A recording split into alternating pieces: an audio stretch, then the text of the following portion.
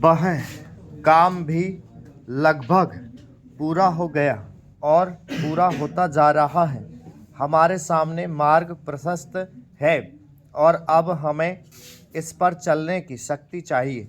हम में परस्पर कभी-कभी इस प्रकार की संकुचित धार्मिक अथवा सामाजिक भावना देखने में आती है, जिसके कारण कभी-कभी लड़ाई झगड़े हो जाते हैं। हम इस चीज़ को भी दूर करने का प्रयत्न कर रहे हैं।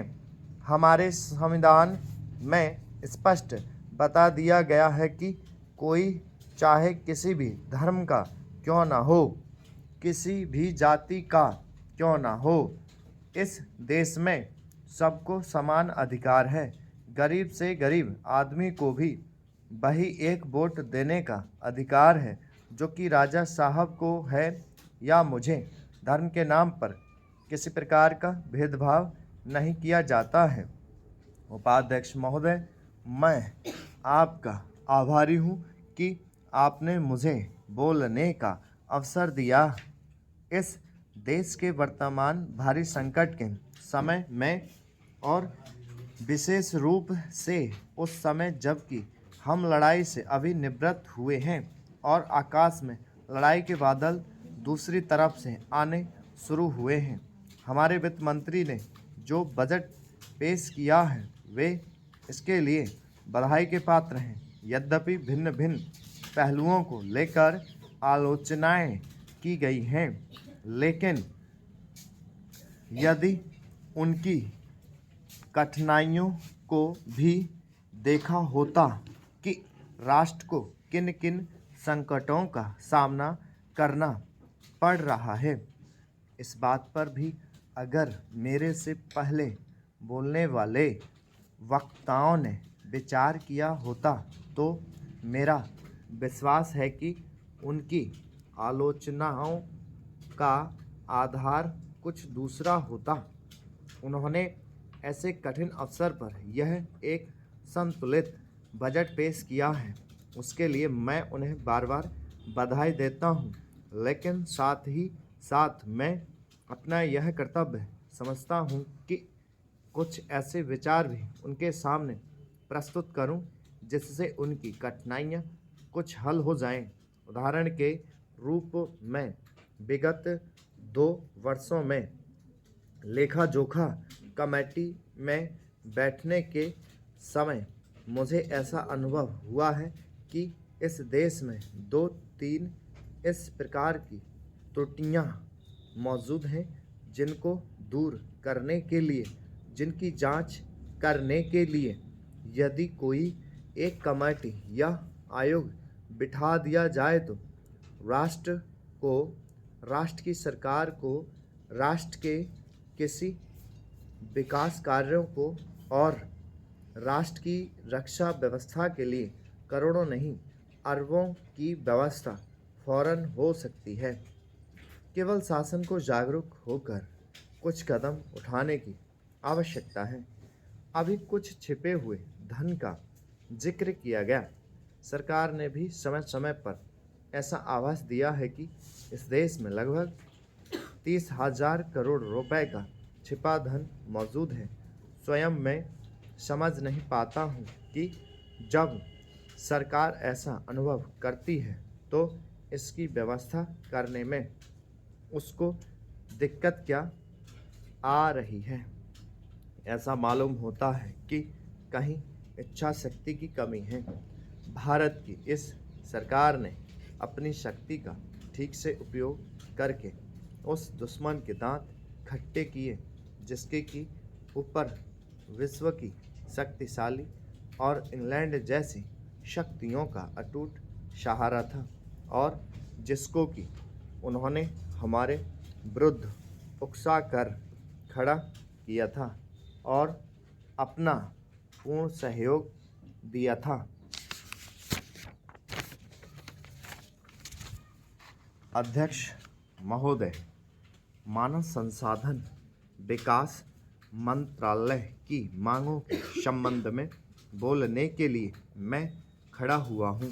शिक्षा की पद्धति के बारे में उसमें परिवर्तन लाने के बारे में, इस क्षेत्र में हमें जो असफलता हाथ लगी है उसके बारे में अभी मेरे मित्र ने बहुत कुछ कहा है।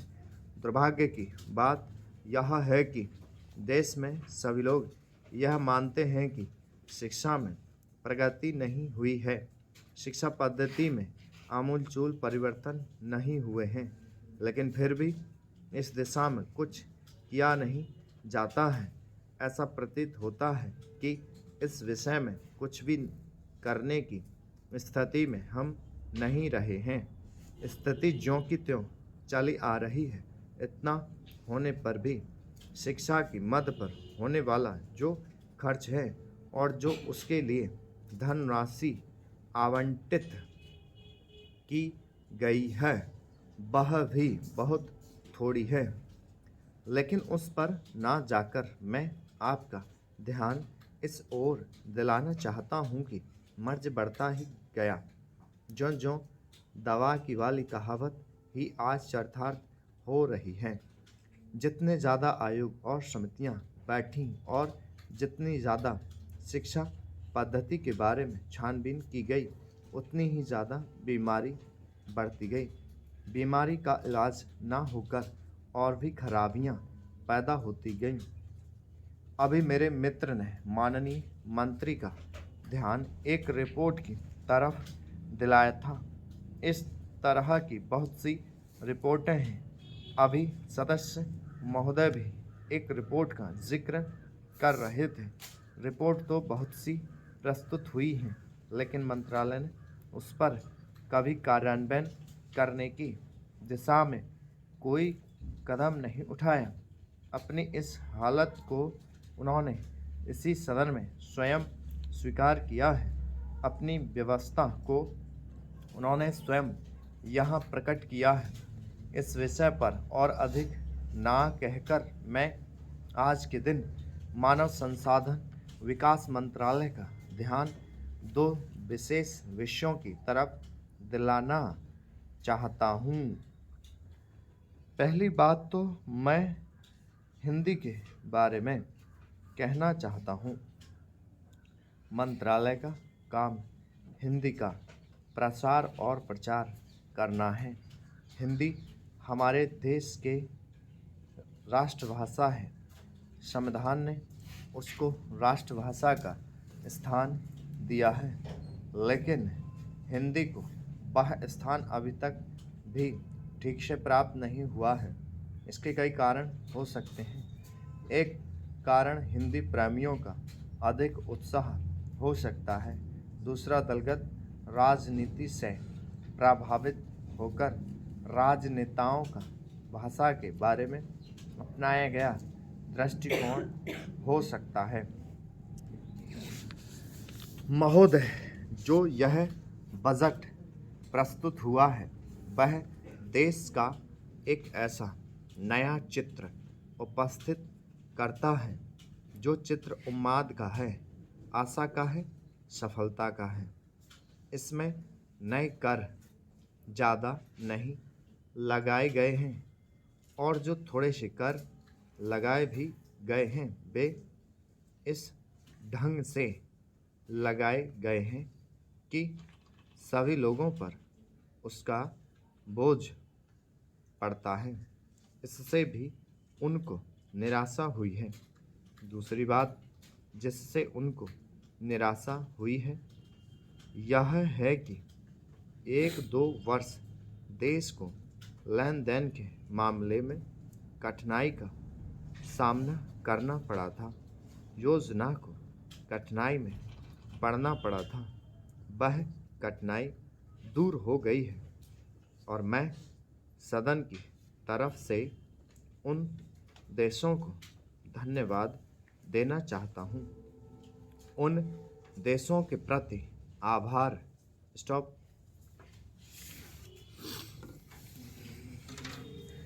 इसमें सारे गुण धर्म अपनाए, ठीक है। एक